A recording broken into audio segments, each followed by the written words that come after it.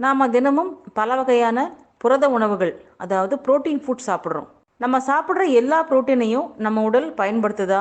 நம்ம சாப்பிட்ற எல்லா புரோட்டீனும் ஜீரணமாகாது. அப்போ அதெல்லாம் என்ன ஆகும்? நம்ம உணவில் இருந்து குறிப்பிட்ட அளவு புரோட்டீன் மட்டுமே ஜீரணமாகுது. மீதமுள்ள ஜீரணமாகாத புரோட்டீன் கழிவுகள் வழியாக வெளியேற்றப்படுது. இது புரத செரிமான அளவு. செரிமானமான புரோட்டீனில் இருந்து ஒரு குறிப்பிட்ட அளவு மட்டுமே குடல் வழியாக உடலுக்குள்ளே கொண்டு செல்லப்படுது. இது புரதம் உடலுக்கு கிடைக்கும் அளவு.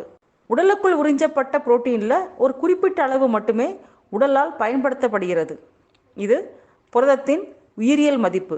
நம்ம சாப்பிட்ற இறைச்சியில் இருந்து நம் உடலுக்கு எவ்வளவு புரோட்டீன் கிடைக்குது? இறைச்சி மற்றும் முட்டை புரதங்கள் 90% அதிகமாக ஜீரணமாகுது.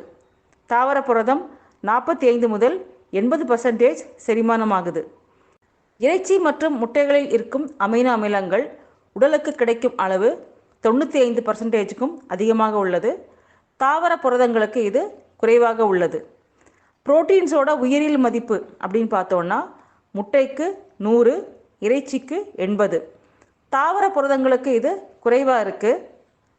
நம் உணவில் உள்ள தாவர புரதங்களோடு ஒப்பிடும்போது இறைச்சி மற்றும் முட்டையிலிருந்து கிடைக்கும் புரதங்கள் தரத்தில் உயர்ந்தவை என்பது நிரூபிக்கப்பட்ட உண்மையாகும்.